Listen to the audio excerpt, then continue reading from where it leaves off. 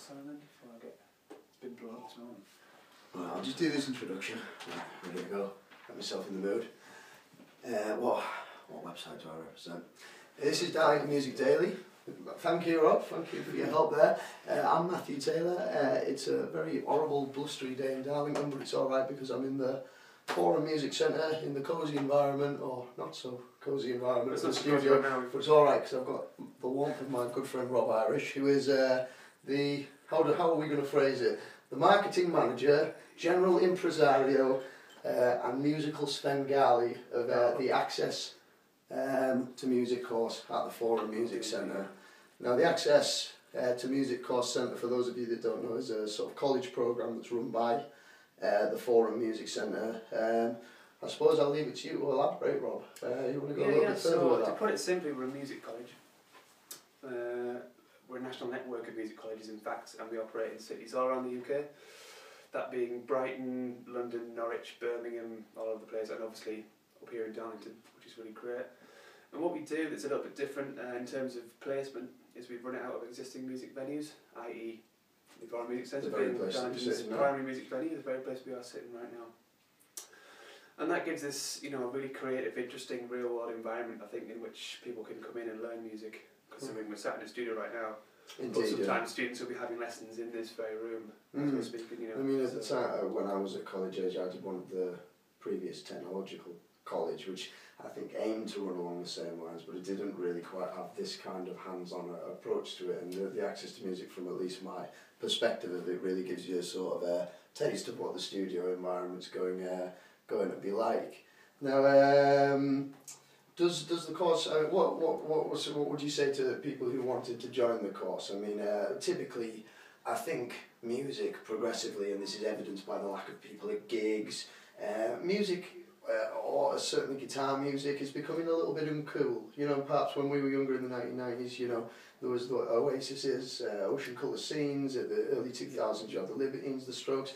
These days, your guitar music doesn't get a brilliant press. So, is the Access to Music course open to all kind of disciplines? Does it work for DJs, producers, and such like? Yeah, I mean, just to sort of touch on the problem that you were raising there. Part of it is probably to do with the whole digital availability of music, which is a different topic, but it's to do with perhaps the appreciation and respect for music now is a little bit lower than it might have been back when it was a little bit more special, when you could buy CDs and gigs were a bit more. But I think we're at a turning point where it's beginning to go the other direction now, and I think music's kind of starting to pick off again as things are changing. Yeah. Which is a different issue altogether. But in terms of who we are best accommodated for, it really is, and absolutely, because what's quite magic about the course content that we run is that it's fully flexible to the individual.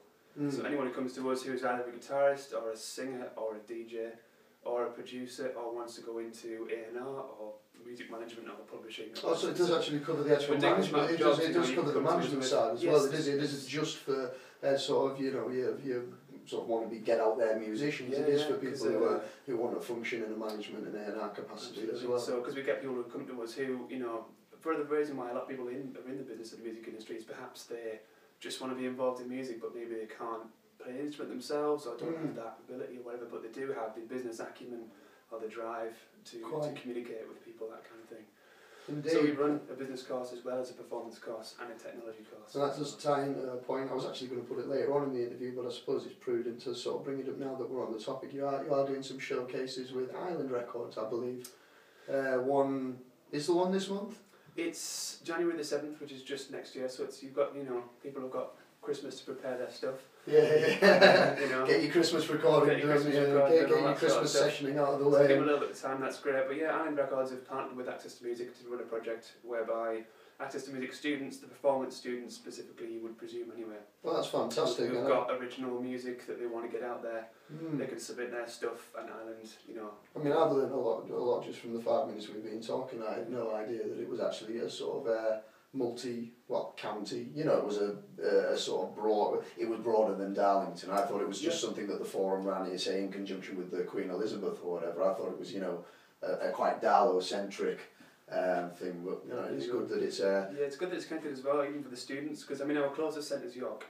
Right. So being that we sort of form a very kind of ATM North thing, so we're very much a partnership. We often send students down to York to do gigs down there, so that's a great opportunity for these lot. Or the event we've got next week, Evolution, which is like a big student showcase event where there's just going to be students performing on stage, and there's going to be podcasts and a radio show and a gallery of work, all this kind of stuff. Yeah, well, I mean, all the York students are coming up to us. Today's interview really sort of evolved from the conversation that we had last night regarding coverage of the blogs. Covering that night. Now, I mean, how is it that, say, I mean, me in this instance, but say, you've got your likes of your music fans in Darlington who can follow things on Facebook, they can find things on YouTube. Where do we find these up and coming access people? Where they must record music as part of the course, and obviously with one of the primary sort of things within the course is getting their music out there. Is there a resource whereby we can get their music and listen to it and see it? Yeah, you mentioned it. Yeah, I mean, obviously, because part of the course is teaching these people, because they don't necessarily know already, how to promote themselves and how to market, which is something which they do on the course. They'll be looking at beginning to get their stuff put online, how to put together an EP kit, electronic press kit, where you put... Yeah, well, I still don't know how to do that, and I've been in bands for 10 years, so yeah, I know. Building your online why did I do presence. politics, you know what I mean? I should have just been listening to you all along. Building your online presence and how to put yourself out there, really. So I think a big part of it is that. And as for where the music actually ends up, I think it's very much quite real-worldly in the hands of the students to make sure that they get up. Is there anything presently on SoundCloud now or YouTube now that we can sort of advertise to definitely the Silent Records thing that's going on right now. Right, so that is going to build up quite a nice base of access to music acts that have submitted individual content that's going to be available sometime next year, but to look at for a resource. But the Access to Music .co.uk website has various links to alumni from the centres around the UK. And has there been anybody notable, should we say, that's been sort of an alumni or produce of the course? Not specifically the Darlington one, but Well, nationally speaking, the ones we often, for obvious reasons, kind of like to promote is Ed Sheeran is one of them. Is he? Yeah. Really? I did not. Somebody called me Ed Sheeran the other night. I wasn't very happy. Ed Sheeran, really? Someone called me Ed Sheeran outside Prego, and I didn't take very kindly to it. In fact, we're outside Prego. Yeah, I made reference to the fact that his own personal appearance might not have been so horrendous had he got better eyesight. Yeah. That was my answer, because Ed Sheeran is rather more ginger than I am. Would you say I'm ginger? I don't consider myself ginger. No, I wouldn't agree. No. Maybe got the ginger personality, but perhaps if that's a thing. I've heard it's a thing. The Celtic fire. And shunned by society, or whatever it is. Shunned by society. Have you been reading my blogs? Anyway, moving on from my fiery Celtic ancestry and my previous shunning by certain men. I did like your credits. The song that you wrote, the credit sequence of The Hobbit as well. That's really good. Oh. Thank you, man. Fantastic performance, mate. Well, at least I'm getting some credit, eh?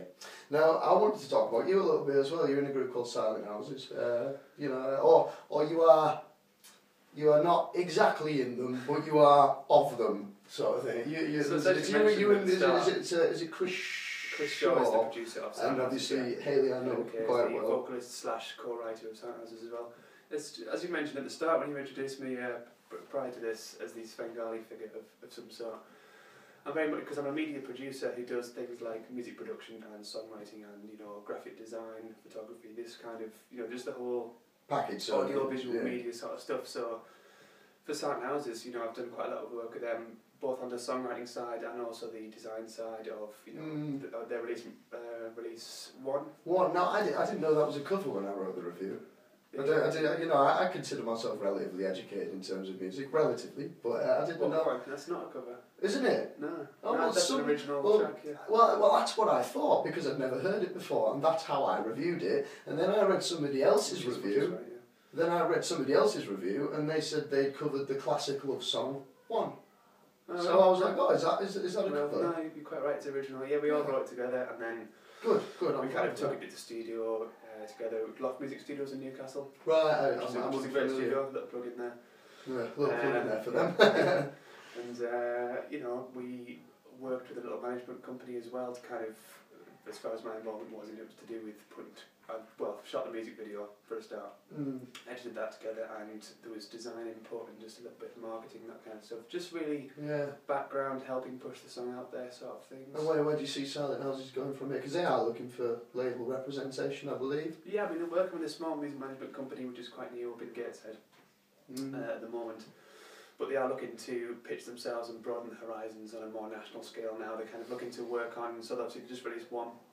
Yeah. So they're working on a second track to, follow that with now, which, is in the works at the moment. It's busy being recorded and stuff. I mean, I'm relatively good friends with Hayley. I've known her over a number of years. We have, I guess, clashed on musical taste a couple of times, perhaps, with like conflicting opinions. My sort of criticism of her music, perhaps, is it's a little bit, I put it in the blog, I think they need to orientate their music more to clubs. Because if you think of songs that do well commercially, where do they get played? They get played in Scene, they get played in Avalon, and although they're very well produced songs, they're not. Definitely, it's like not making them, more saleable. That is exactly my point. And I mean, I don't know whether saleable, I don't know exactly what parameters you have to assault to make somebody more changeable, but I think some sort of parameters do need to be changed, but the fundamentals are there. A great production team, beautiful girl, beautiful singer. It could really work very well for them. They've got a really unique sound. Chris brings in all his influences from the 80s, kind of Kate Bush sort of stuff, which I think is really great and different. I like that, and I like the way she took the stage as well. She didn't seem, how should I put it, she wasn't bookish, she wasn't deterred by the fact there was a big audience there. She really got it. I suppose she's an experienced performer now. I mean, it's the first time I've seen her for years, but I mean, I see photos on Facebook. She does quite a lot of shows now, so I suppose that sort of thing wouldn't deter her. I'll just have a quick look at my crib sheet there. Really, that was the majority of the questions. What was left was the plugs. The plugs that I've got down here, we are at the Forum Music Centre, and the plugs are for you guys, not for... Oh yeah, check all this. Not for Rob. One is the Jar Family. The Jar Family and also a band called Vito are playing here on Saturday night. That's Saturday the 13th. Now the Jar Family term themselves as industrial folk. Now I'm not really quite sure how industrial and folk marry. When I've seen them, they look more folk to me. Fiddle in a warehouse, I think that would be. Yeah, just a banjo in a warehouse. Just a banjo in a construction site. Why not? But they are very good. They headlined Oxjam. We saw them there, and after a myriad of great performers, they had put on a really good show. However, supporting them, and I'd like to give a particular shout out, is a band called Vito. They are described on the forum poster as rootsy acoustic, which I don't think goes down particularly well with them, because I mean, rootsy acoustic to me reminds me of a bloody carrot playing a mandolin or something, and they're more a beetroot on a harpsichord or something.